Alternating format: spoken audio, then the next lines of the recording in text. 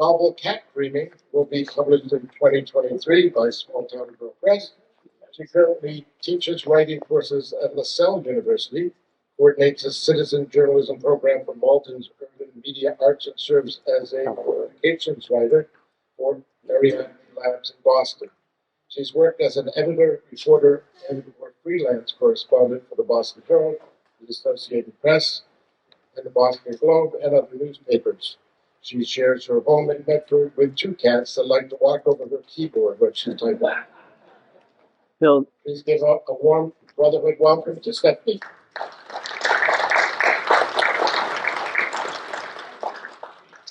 Thank you so much. Thank you for that great introduction. Thank you for the invitation to the temple. I'm so excited to be here and talk about this history, this moment in history that I think affects all of us.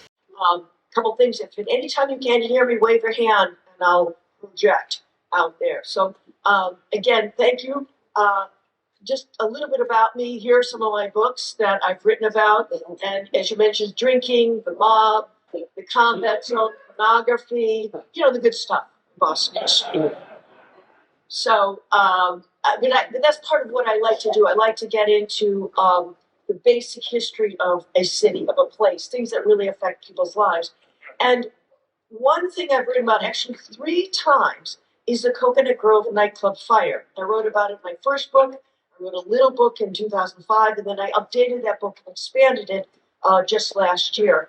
And the question is, the Cocoanut Grove, how many people here know what the Cocoanut Grove fire is? I mean, you know it's one of the deadliest, if not the deadliest, nightclub fire in Boston history. Nearly 500 people died. It left a scar across the city. So why do I want to keep returning to this topic? And the answer is the people and the stories. And these are some of the things that happen. And every time I did my book or I do something or talk about, people come up with stories. People come up with new insights, new information about this fire, which is still very mysterious. So I felt myself being drawn back again and again to help tell these stories because I feel that is important to keep this alive. Let me give you just a little background on the nightclub leading up to the fire. This is actually a colorized picture of it after the fire itself, but you can see it had a kind of a neon sign in front of it, and right below those arches was the revolving door, which was the main entrance to the club. It was located in this particular area, which is between Piedmont Street and Church Street. This is in the Bay Village area of the city. It's kind of the theater district. It's near Statler Park. Right now there's a hotels over it, and then some things have been built on the site, which I'll talk about in a minute. This is an overview of the building, again, after the fire. But the thing to notice about this is that the club was not just one big room. It was a series of different rooms with a complex. And that made things difficult in terms of the people trying to get out, but it also made it mysterious of why the fire spread so quickly through all these different areas.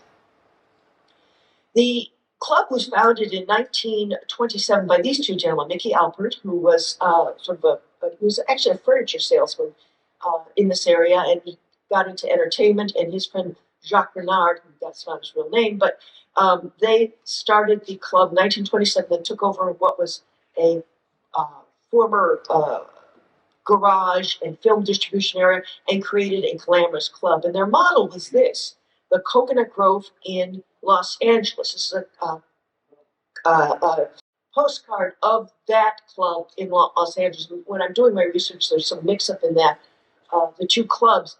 But this is what inspired them. And I couldn't find any postcards of the Cocoanut Grove in Boston, but this is one in LA. So when they created it, they kind of had the same kind of theme. These are some pictures from the 1930s, and you'll notice that surprisingly, though, it's a lot smaller. This is the main dining area. You think of it as being very big. It was actually quite small. You might notice some light coming in one of those photos. That's because the roof could actually be rolled back so that people could dance in the stars. And it was the place to be seen and see other people. And it had everything in it: entertainment, dancing, lots of different kinds of food. it was glamorous, but it lacked one key element. And what might that be in the 1929, 1930 era? Sprinkler for the drinking. Anyway, no drinking, it was prohibition. So they could not legally serve liquor in that club. So they ran into Mickey and Jacques ran into financial problems. So they ended up having to sell, in quotes, the club to Charles King Solomon. And Solomon was the kind of the Meyer Lansky of the Boston area. He was, how should I put this, a gangster, and a very, very, very successful gangster. He ran a lot of the different liquor operations there. He answered a lot of different things. And he was a classic Hollywood gangster. He would come to the club dressed in his tuxedo and talk to the guests. How are you doing? How you doing? Steak okay? You like steak? He doesn't like steak. Bring another steak for this guy. That was the kind of person he was. But he had a darker side. And one of the things he was always worried about was people sneaking up on him. So he started the habit of keeping the doors to this club locked. And he was right to worry because he was at another club after hours when he was accosted by four men who either demanded money or there's a big fight. And they end up shooting him and they fled and he staggered out, holding his gut, saying, "The dirty rats, they got me." And that's true because it was in the paper. There you go. So, exit King Solomon. This is his funeral procession. This was in Roxbury at this point. So he went on to other things, and his club was taken over by his lawyer, a guy named Barney Wolanski. And now Wolanski's a very interesting gentleman. He was a very well-trained lawyer. He was in a prestigious firm. He took over the club, and he turned it more into a business. He was considered a very good, legitimate businessman. He had a brother, James Wolanski, who was, how should I put this, a gangster. And I know you think it's odd to have in one family one legitimate businessman and another person who is kind of a gangster. I know that seems odd. We say vultures, but that was the situation there. So I always think of Wolanski and Barney as someone who really was trying to walk the straight and narrow, but was kind of pulled into doing things that cut corners and later proved to be the undoing of himself and hundreds of other people. But Wolanski was, like I said, a businessman. He really expanded the club. He created more bar areas. He started something called the Melody Lounge, which is downstairs from the club. Let me show you another picture of it. This kind of shows it off. But you can see, again, what he created was more of a series of rooms. And he kind of didn't do what Solomon was more on the entertainment, the showmanship. Barney said, "I want to run a business." So he ran it as a very profitable business. And then you can see, and they say New Coconut Lounge there. That lounge is a new place. He bought some property and just opened 10 days before the fire. 10 days. It was only open about 10 days. And the whole place was inspected just before the fire. And tragedy struck. So let's talk about the night, November 28th, 1942. Now the war was going on, so it was a difficult time. People were afraid and anxious, but they were also looking for ways to entertain themselves. And one of the ways to entertain themselves was football. And there was a very important game between Boston College and Holy Cross every year. It's a big rivalry here in Boston.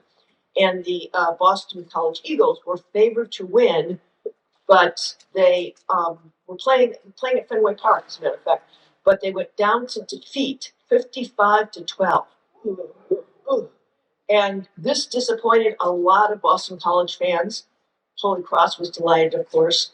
And this game has become part of the mythology of the club which you go into. That was during the afternoon. At night, the club was hopping. This is Mickey Albert was back. He was being an MC. They had radio broadcasts from the club that night and other nights there. The club was filled with people. It was licensed to hold 500 people. and we estimate at least 1,000 patrons were crammed into that club. There were so many people that they were trying to put more tables on the dance floor to bring in more diners. It was so crowded that coats in the coat rack were being piled on the floor. It was so crowded that a lot of people were being turned away or walked out, never knowing how lucky they were. The club also had a number of entertainers that night. Jack Lesberg was the bassist. Mickey Albert, I said, were back. Donnie Miles was a new young singer, and Goody Goodell was a singer who performed there in the downstairs Melody Lounge. Where there's an upstairs part of the club, downstairs there's a kitchen downstairs, so it's a whole complex. There was one very famous person there, and that was Buck Jones. Buck Jones was a cowboy star, and he was extremely popular. He was a little bit on the wan at this point, but he was extremely popular. He appeared in more than 166 movies, mostly Western. So this was an era where they just sort of churned out those Western movies. But Buck was kind of an interesting fellow. He actually was a cowboy, or at least he worked as a horseman for many years, and he got into the movie business. And he was actually in Boston right at the end of a long tour. There was help to sell war bonds. He was kind of promoting that. He was promoting his new movies. And that day he sat down for a radio interview with Marty Sheridan. Marty Sheridan was a former journalist who was kind of his PR chaperone through the Boston area. So they said he's the last picture we have of Buck Jones. And Marty Sheridan was a very canny reporter and would turn to public relations. So he helped to bring Buck around. Now, what happened though was Buck was sick. He had a bad cold, and so he canceled his last appearance of the day, which was going to be at the Buddies Club.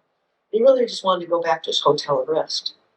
But a group of movie executives, people who ran theaters in the Boston area, cajoled him and said, "Oh, we really want to take you out to the best club in town. Come to the Cocoanut Grove."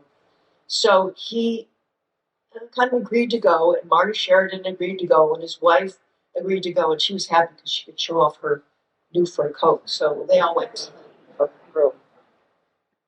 So if you can picture this, right about 10 o'clock, the place was jammed. Upstairs, downstairs, there were performers, there were people singing, there were people drinking, there were people dancing. So here's the timeline. In that downstairs Melody Lounge, right about 10 o'clock, a busboy lit a match, put in a light bulb. And what happened is a soldier had reached up into one of those palm trees that I showed you and screwed a bulb because he was goofing around, he wanted to have it darker. And the busboy was told, "Go put that bulb back in." He tried to put it in, he couldn't see where the socket was. He lit a match, see where it was, and put it in. And this is a little mysterious, but just seconds after that, the palm tree was on fire. The palm tree caught the cloth ceilings. The Melody Lounge was covered with cloth, and that cloth started to burn. And all of a sudden, the Melody Lounge was on fire. Now, and people tried to flee. And most of the people do what they do in any fire. They go back the way they came. So many of the people in Melody Lounge kind of rush up the stairs to go out the revolving door, which is the way they came into the club. That was the main entrance. But the fire followed them. The fire essentially roared up from the Melody Lounge into the main dining area in just a few minutes. By 10:18 or so, the main dining area was engulfed in flames. Then the fire spread into that new lounge, that new Broadway lounge that just opened up through all these different corridors. And it was there by 10:20, we estimate. The first victims of the fire were at the Boston City Hospital by 10:55. And interesting enough, the fire was deemed out by 10:45. This, I think, really illustrates how the fire spread. It spread from downstairs up and then through these areas and through into the rest of the club. And this remains one of the mysteries of why this fire spread so fast. We actually have a picture of where it started. It started in that corner there. And that's the this area becomes its downstairs Melody Lounge. And you'll notice some anomalies about this. All the wood that remains, a little bit of the palm tree there. Now, I'm going to see if this will work. I'm going to try to play you a movie that I took Marshall Cole. Marshall Cole was a dancer at the club the night of the fire. He was a young man, tap dancer, in the chorus, was a chorus boy. And here's his conversation at an event about what happened. When did you know something was wrong? Well, when I heard some rumbling, I was up in my dressing room. That was on the roof level. And I heard some commotion. So I opened up the door to look down to see what was going on down below. I figured there would be a big fight. There was a football, there was a rumble. Well, as I went down the stairs, all of a sudden there was a big cloud of smoke and sparks and the flames and the smoke. So I said, "Ooh, I'm going to go back in my dressing room and I'm going to get my stuff, gather it all up, my tap shoes, my tuxedo, my camel hair coat, which was my pride and joy, and I was going to go off the roof because I figured that's where I had to go off the roof because I wasn't going down there, down below. When a man come through the door, running, put his hands up and ran right through a window, took it right out, the whole plexus. And of course, when I saw that and the smoke behind him, I said, "This is no place for Marshall Cole." I'm getting out of here fast. So I followed him through the window. But by that time, the chorus girls and everybody came out behind me because I went out through the window. And of course, we were looking for a way to get off the roof. You had to get off the roof. So when you get out in the roof, I knew there was flames to the left of me because that's where I saw the smoke and the flames. But then there was flames at the other end too. And I'm saying, "Oh my God, there's fire everywhere. There's fire underneath me. There must be fire. We got to get off here fast." So we found a ladder, small ladder that fell short of the distance of the rooftop. So there were three fellows that helped hold the ladder, so and the chorus girl started to go down the ladder. Marshall was able to escape. He did not. He lost his camel hair coat, unfortunately. And the guy who ran out and jumped off the roof, he always wondered, he didn't know until decades later if the guy survived, and it turned out he did. Now, through a weird coincidence, as this whole club is going up in smoke, firefighters were very, very quickly on the scene. They were actually at a small fire nearby, so they were able to get to it very quickly, so the fire was out. But there was a huge loss of death, and this is the problem. This is the issue of the Cocoanut Grove. People ran trying to get out, but they couldn't get out. At the top of the stairs from the Melody Lounge was a door leading to the outside, which actually had a safety bar on it. You press on it, you're supposed to go out, and it was locked or bolted shut. They could not open it. So other people ran to the revolving door. People tried to get their coats, as a matter of fact. And the revolving doors jammed, so people piled up behind the revolving doors. In the main dining room, you can see there are some doors on the other side of the building. Those doors were locked or jammed. There was a door behind the stage. That, too, was locked from inside the outside. And there were other exits that were blocked or locked up, were not used. The situation in the cocktail lounge, the lounge on the far side here, is interesting because there are two doors leading to this. One on the inside that were opened inward, and one on the outside opening outward, so it came against the traffic. So people ran to the door and it soon jammed, and people couldn't get out there. So there was a loss of life and injuries all throughout this complex. The fire itself was put out relatively quickly, but then the real work began, and that was rescue and transportation to hospitals. When the fire, of course, made headlines around the country. I'll just share some of this, just to give you the sense of the victims, the people who died. At this point, this was in the paper. This list had both injuries and people who were dying. Buck Jones perished in the fire. He lasted for a few days, but he did eventually die. And his wife was rushing across the country to get to him, and she was too late to see him. Marty Sheridan, the man who accompanied him, the reporter, he barely survived, and his wife died. People were brought, massed into the hospitals. There was a patient being brought to Boston City Hospital every 11 seconds. So it was a huge influx of injured. Many people died right away, but many recovered. There was a massive effort to save lives, and I'll talk about that in a minute. But it was a whole. Everybody in Boston was involved in some way. So this is the toll of this fire. It was calculating. It took a while to figure this out. A lot of people talk about the actual number of deaths, but 490 deaths is considered the final count. A number of people died long after the fire. 160 to 200 injured. I mean, some of those injuries were minor. They never went to the hospital, but at least hundreds of people were in the hospital and required care. One survivor was so distraught that he survived, his wife died, that he jumped out of a window at Mass General Hospital and killed himself. So it was a devastating fire. And I'm just showing you some pictures of the aftermath. And you can see right away there are some anomalies here. Palm tree survived the fire. A lot of stuff didn't burn. So you imagine a big, huge flame. It was described as a ball of fire roared through the club, but it didn't achieve what firefighters would call flashover. In other words, it didn't reach a temperature where everything burned inside. Now, we saw that like the Station Nightclub fire, that reached flashover, the whole thing burned to the ground. This did not happen in the Cocoanut Grove. That's one of the mysteries of it. So immediately there's some thought, what caused this? Was it that one match that caused this fire? The busboy, Stanley Tomaszewski, 15 years old, was working there, trying to support his family. His father was ill, came to the police, and oddly enough, he wasn't made a scapegoat. He was considered a very honorable young man.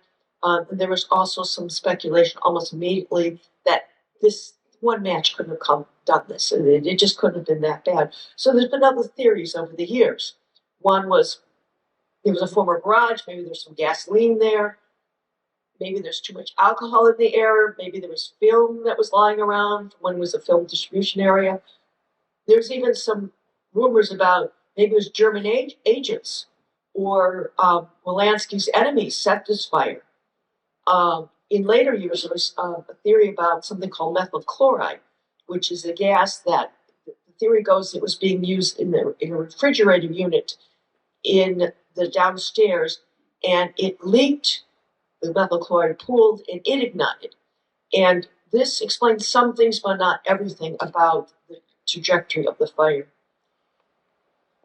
The official conclusions are that it's of unknown origin. And I think this often adds to the sense of tragedy and loss, and we don't really still know exactly if we assume that the match did this, why it moved so quickly. But you can see that the boy was on the young busboy was exonerated, and they basically said, whatever happened, he obviously didn't mean to cause this fire. Now, there's been a lot of things that's come out of this fire. Very few people were asking me about this, so I'm going to go into this a little bit. But one of the things, which I think is very important, is the idea of safety codes and enforcement of safety codes. Couple things. People said, well, this changed rules around the country. Yes, but in this way. People or institutions like the National Fire Protection Association and firefighters knew there were problems with revolving doors, knew there were problems with not having adequate exits, knew there were problems with people not being able to get out, knew there might be problems with draperies or other things not being flame retardant. But there was not the political will to enforce it. This club was overcrowded by at least 500 people. It was way over occupancy. What happened in the wake of this was that cities all around the country began to enforce rules that were already on the book. Today in Boston, you will see that there will be almost everywhere there's a revolving door, you'll see two flanking doors, two doors around. If you don't see that, tell someone, because there should be a door. In fact, every time I go through a revolving door now, I look. So this was being enforced. The one big change was that nightclubs and restaurants were now became legally places of assembly, and now so they're subject to stricter codes. So today they'll have rules. I just see the exit signs there, all the exit signs lit up. there. That's part of the legacy of the Coconut Grove in terms of enforcement of these things. There were legal precedents set. After all this, imagine all this damage, only one person really went to jail for this. Another person served a little time, but Barney Molansky, who was not at the club at that night, was prosecuted under an involuntary manslaughter and was convicted.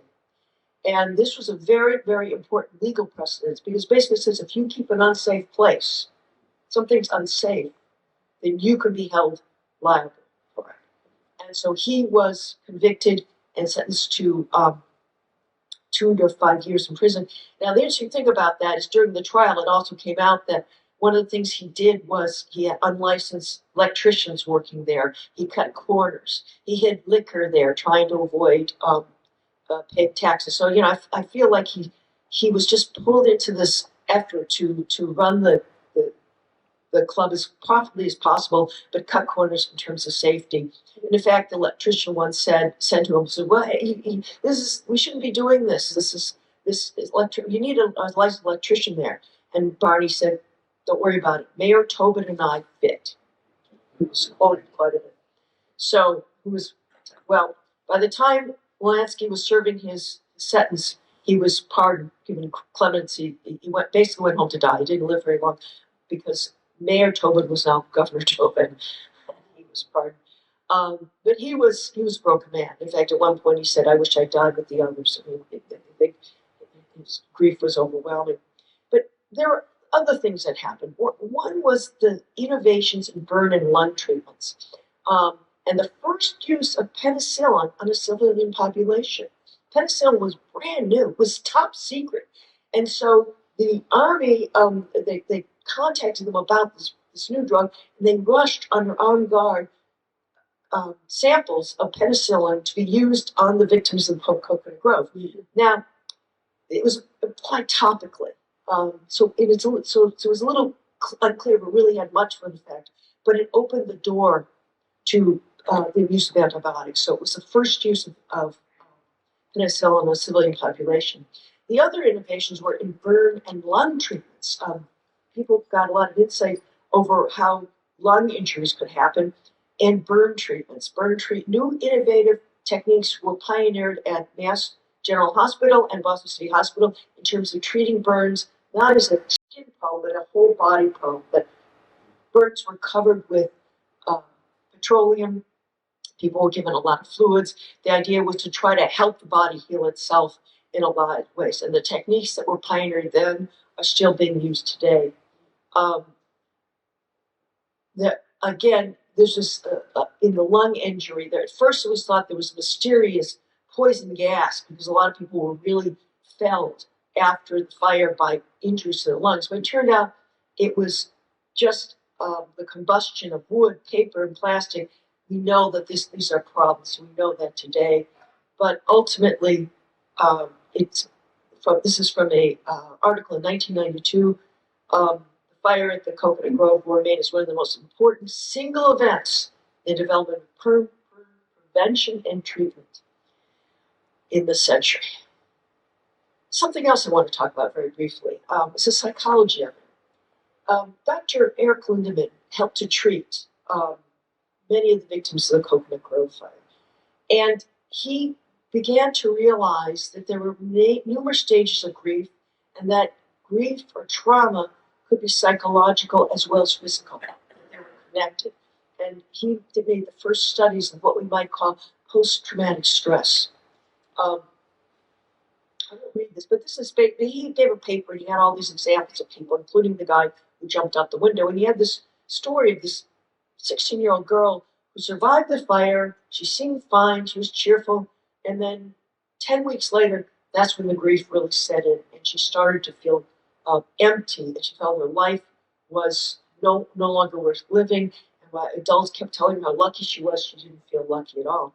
Now, she wasn't identified, but I found out who this woman was, and this was a young girl named Ann Clark. Ann Clark, her father and mother, her boyfriend's father, they had all gone to the club that night, but they died. She lived, Mrs. Jarvis' father. It's very sad. However, let me show you this. This is Ann Clark, not Ann Gallagher, and I interviewed her in 2000 12. This is a picture, she's holding a picture of her parents. And she survived, she got over it, she went on to a wonderful life, husbands, children, grandchildren, and she even gave out the Fred Sharvey trophy to football players in New Hampshire in honor of her long ago boyfriend.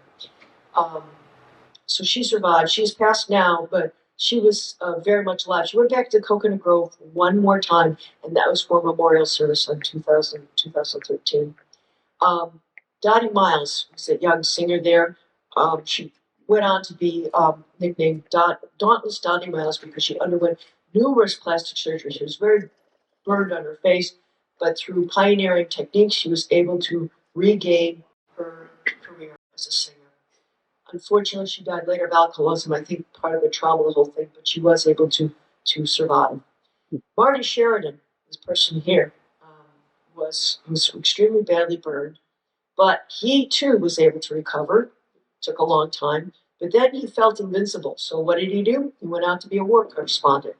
And here's a picture of him there, and he had these little cards made up saying, basically, if you ask me about my hands, don't ask any more questions. They're burned in the Coconut Grove.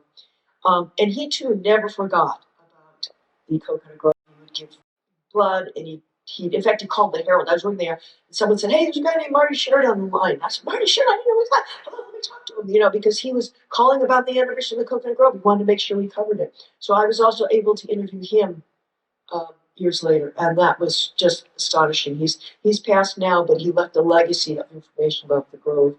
I continue to get the thing about the Coconut Grove is this is a generational problem. It wasn't just the victims of the fire and their families. It was their kids and their kids, because this has gone on and affected people. This gentleman got up at a talk to talk about Stanley Chonichevsky, the busboy, and talk about how his life after the fire was living hell because people blamed him. But he went on to serve in the military. He gives a very sweet, I'm going to skip that story about that. In Groton, this guy, Joe Short, got up and showed me this wallet. It was his uncle who died in the fire, but his wallet survived, and it was passed on to him as a family legacy. And so he showed that to me to say, I wish I knew more about my uncle. I'm named for him, but there's just this legacy that goes on. I keep finding other things about this club. Let me talk just a bit about some of the mysteries of the fire. One was that Boston College lost this game terribly. And so the story goes that they had a victory plan for the Coconut Grove that night. Big victory party. And then after they lost, they canceled the party. Didn't go. And a lot of people say many lives were saved and God was looking out for Boston College. Now, I never liked that story. I thought, why would God favor Boston College over Holy Cross? It just didn't seem to make any sense to me at all. And the other thing is that the story may not even be true, because it looks like this party, the story emerged right after the fire, but later doubt was shed on it because the Boston Eagles did have a party that night at the Statler Hotel nearby. And maybe some of the players were going to go to the Coconut Grove, but didn't. So it's been kind of a legend that has grown up. But here's the thing about this: that is that this story has been repeated because people clearly need to see the hand of God in a tragedy like this. They need to see. They need to believe in a higher power. So there has to be something that went on that protected the people they loved in this case. I don't speak for God, so I don't know what goes on, but I do think there's this tendency in the human spirit to say we must make sense of this. We must get some good out of this. We must see some purpose in this. And I think you see that in the story about the Coconut Grove.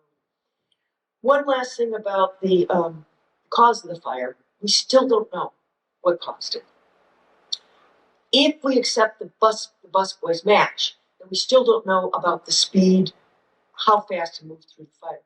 But in conversation with someone with the National Fire Protection Association, who has worked with students at the Wentworth School of Technology to sort of model this fire and see what happened.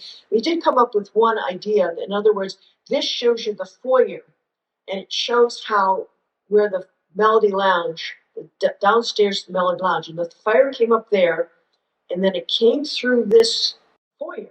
You'll notice the curve of the roof. And the question is, well, did the fire get so hot that it came through this foyer and kind of did it shoot it out into the rest of the club? We don't know, but it still is very mysterious. So there may be more studies in the future that give us answers to this. There's actually new developments in the Coconut Grove story. This is what I like about writing history. It's never over. It just keeps going on.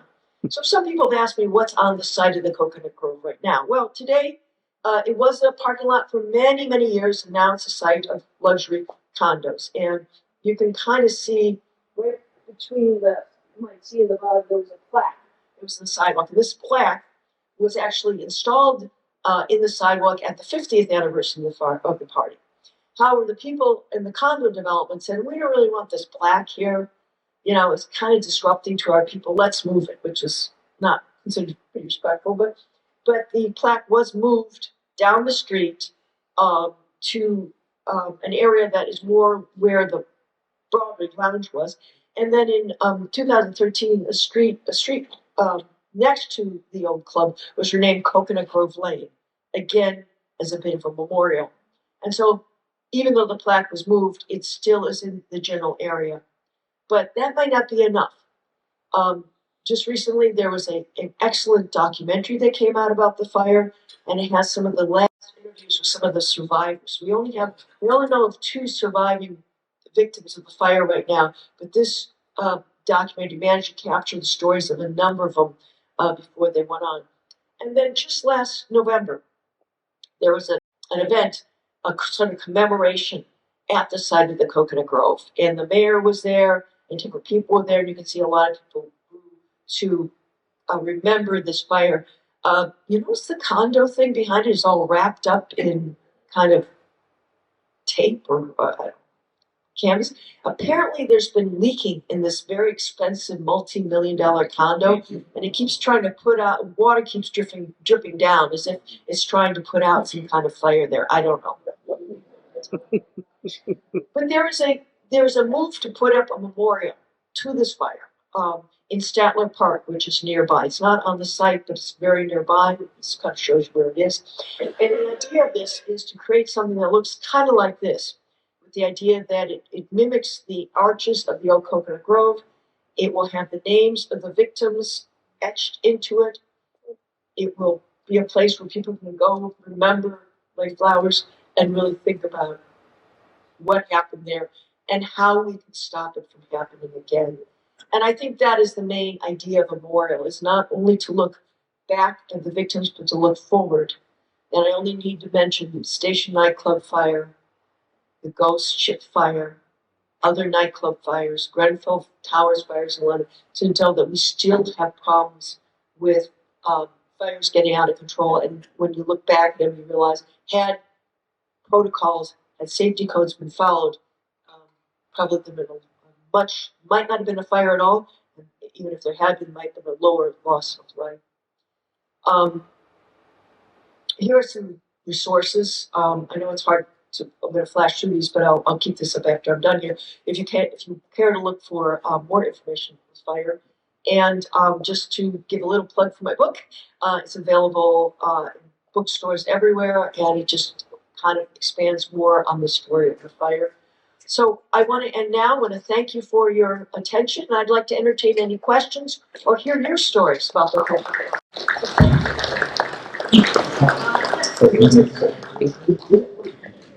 We understand why Walensky kept the doors locked.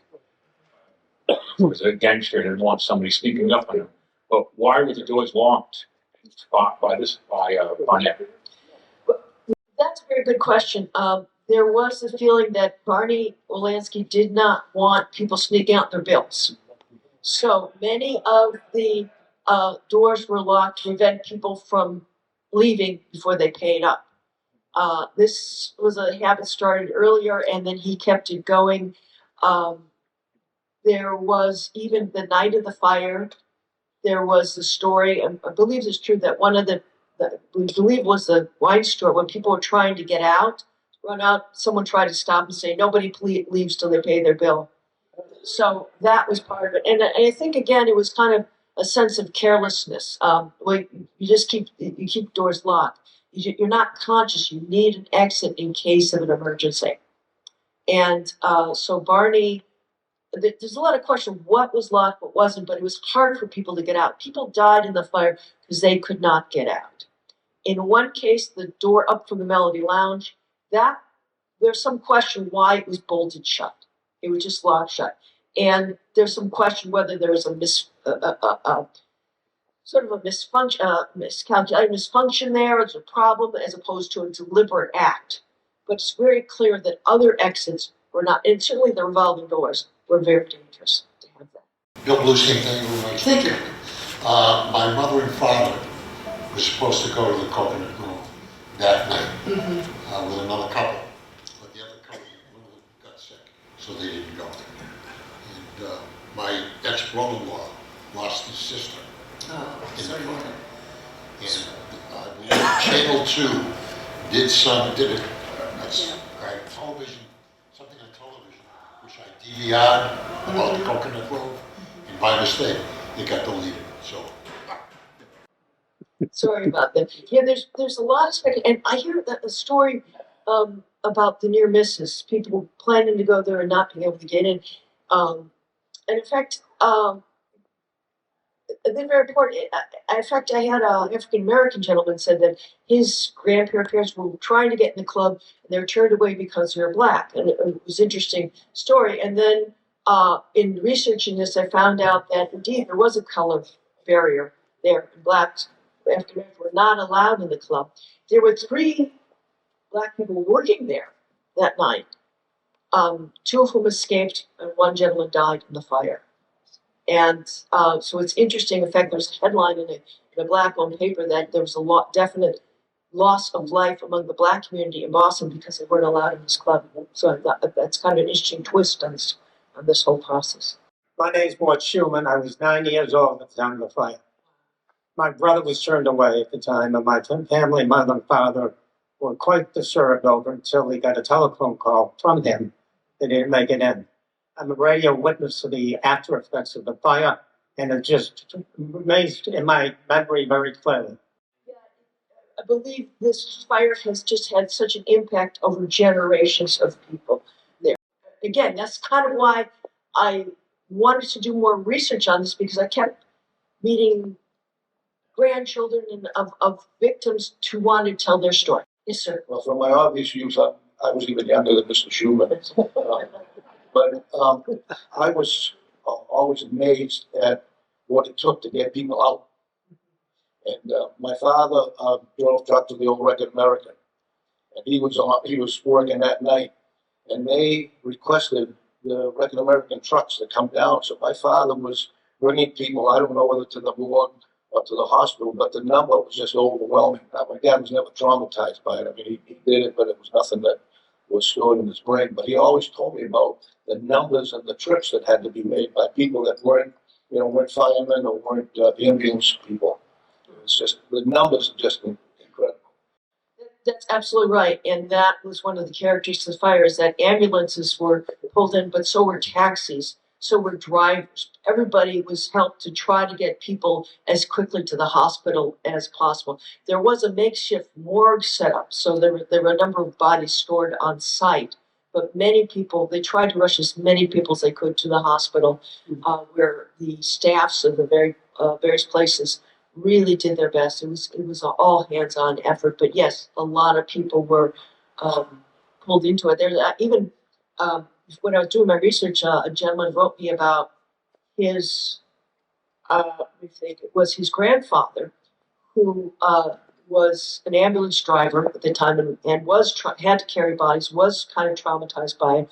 But then he went on to go into the war, and he helped to, I think, Treblinka. I think he was helping to liberate that and saw even worse things. And he later succumbed to alcoholism after that, because there's so much trauma a person can handle. But I think, again, the the good news is that from the Coconut Grove, from these initial studies, we've learned to deal with grief as not just a, you recover from the physical trauma, but the mental thing deserves therapy, deserves help, deserves time to heal, as well as everything else. I was just curious if anybody has studied how many people actually died from the fire or smoke versus being crushed from a stampede or anything like that. Yes, that has been looked at, and what we've kind of discovered is that not many people were actually killed by the stampede. There was a kind of a lack of broken bones that would indicate that kind of thing. Yes, people were stampeded. Yes, people were trying to get over them, get out, but what killed them was not that. What killed them was the inability to get out the doors. And at the trial, at Barney Walensky's trial, they tried to make the case that if people had just exited calmly, it would have there wouldn't have been a high loss of life. They tried to make that they caused their own deaths, and that's basically been disproven. There is quite a bit of research on the causes of death of each person. There's been a whole symposium on that. There's a lot of research. There's a book by Barbara Ravitch called Burn Unit, which is about the innovations in burns and lung treatments. But there is quite a bit of scholarship on it, and it tends to indicate, no, they did not cause their deaths. I wonder if there's any reaction by the original Coconut Grove in Los Angeles. It can't be good press for them. That's an interesting question. It wasn't, but I don't remember seeing. That's a very good. I don't remember seeing much of that.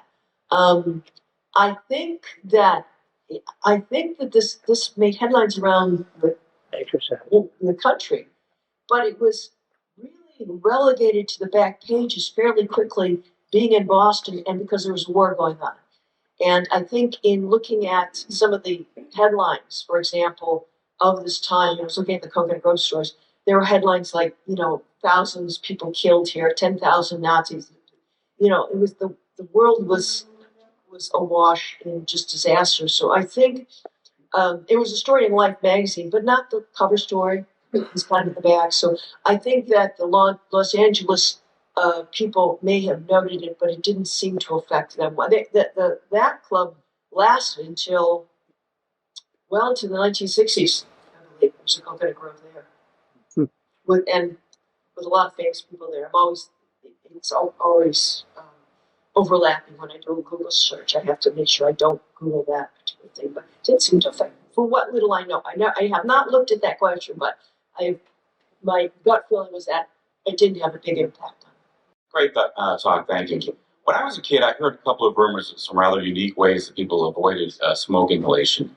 I was wondering if you've heard them and you confirmed it was true. What I specifically heard was one person stuck his head in a toilet and kept flushing for the oxygen, and another person put his head in a vat meant for ice cream. I've not heard the toilet one. But the thing about the ice cream, yes, Tony Mara was a young boy, busboy. And he's told various stories over the years, but he tells of trying to get into a walk-in refrigerator downstairs in that complex where the kitchen was, and being not allowed to go in. He's trying to escape the fire. And then he said he stuck his head into a bucket of maple walnut ice cream and managed to escape after that. Again, that little dude he did tell that story. He did tell. What we do know is that a number of people who dropped to the ground, for example, a bartender in the Melody Lounge, Ground Zero, fire started, couldn't get out, so he put a bar cloth over his mouth, dropped to the ground, just stayed low, and waited until things quieted down. He looked up and he managed to survive the fire. That was Daniel Weiss, was actually a nephew of Lansky, who was working there, went on to be a doctor, I believe. But there are a number of people, another case of a doctor who was with a home party, and when the fire swept in, at first people thought it was a fight because they heard someone yell, "Fire, fire," and they thought it was fight, fight. He stood up to see what was going on, and he was hit by the superheated air. Boom, passed out, fell down. His party didn't get up, and so they were caught in the maelstrom. He survived because he was hit, he passed out, he went low. Now they tell you crawled, so he was low to the ground, and so he managed to survive the fire where everybody else in his party, including his wife, died. So, again, I mean, there's the element of fate in this fire. I don't want to minimize that. I mean, Marty Sheridan talked about the fate because almost everybody in his party died too. His wife died, but he survived. And so he really believed he was invincible. So he took all kinds of risks in the war. He was accompanied the bombers over the firebombing of Tokyo, for example, and nothing scared him after that. But there are some weird little anomalies like that, and people survive by being underneath the superheated air. My understanding was that new laws were placed, like no lock doors and fire-resistant materials. Did I understand you to say those laws were already in effect? They just were not reinforced? Well, let me explain. Some of them were in effect, some were not. In other words, the National Fire Protection Association puts out model codes for places to follow. And they had codes about exits and they had codes about flammable material. Now it's up to different municipalities to adopt and enforce those codes. So the science was there, but it's after the fire where people said, okay, let's codify these kind of things. And there was an effort to, like flammable material in nightclubs. I think people took a greater effort to make sure that it was non-flammable material. So it's not like they didn't know the stuff was dangerous, but they started to actually enforce and put it on the books. Remember, safety codes were variable by state and city, so it depends on the how you put them into practice. I know that occupancy, I mean, they clearly were in violation of the occupancy rules. So that was definitely a law ahead of time. But after that, they started to enforce that. And even to this day, I think the firefighters and other people in Boston are very keenly aware of occupancy codes. So that's why you see lines in front of nightclubs and bars. And you can't exceed the number of people allowed to be there. So that's very important. So it's a little quirky. I mean, what I'd like to emphasize is that sometimes we know what to do, but we don't do it. That, I think, is one of the lessons of this. And so it's what in RN we call the no-do gap. We know what we can do to save lives, but we aren't doing it. And so I think that kind of model, it's interesting to apply that kind of paradigm to the Cocoanut Grove as well. I hope that answers your question. How long after the fire did it take to actually raise the building, and do enough photos exist today that modern investigative techniques can be applied that did not exist then? There are a lot of pictures of the club right after the fire, lots and lots of them. Some were thrown out by the fire department, some were rescued. So there's lots there. The building actually sat around for about 5 years before it was finally torn down. And there's a little mystery in that because, like, after the fire, they went in to investigate it, and they found in a kind of hidden in it, there was a huge amount of liquor, bottles and bottles of liquor that Barney was attempting to avoid paying income tax, any kind of federal tax on. So that was auctioned off and used to pay back taxes. Incidentally, the people in the club, because the club did not have adequate insurance, the victims got maybe $50 to $100 each for their troubles. But just before they raised the building, it was broken into, and a safe that was hidden behind a panel was found, opened, and empty. We don't know what that is involved or what was going on, so that's another mystery for that. In terms of the building, though, there actually are some very good architectural plans and photos of the structure. So I know that the NFPA has tried to do some computer modeling on this and why it's going so fast. Casey Grant, if you hear him, he talks in the Cocoanut Grove. He's excellent if you ever get a chance to hear him. But he talked about how he taught a class with a guy named Doug Beller, and they challenged their students to come up with why this fire would move so quickly. And so they use it as a teaching model, as a way to try to examine that. But I talked to him just before I finished the book. He said, we're still baffled by the speed of the fire. A lot of people say, once you get it going, one match can do it. And the cloth could have just done that. But the question is, it moved so quickly from one end of the club to the other. That's why people believe there might have been some sort of accelerant involved. We just don't know. We don't know. Any last questions? Any other stories you want to share? Anyway, I thank you for your time.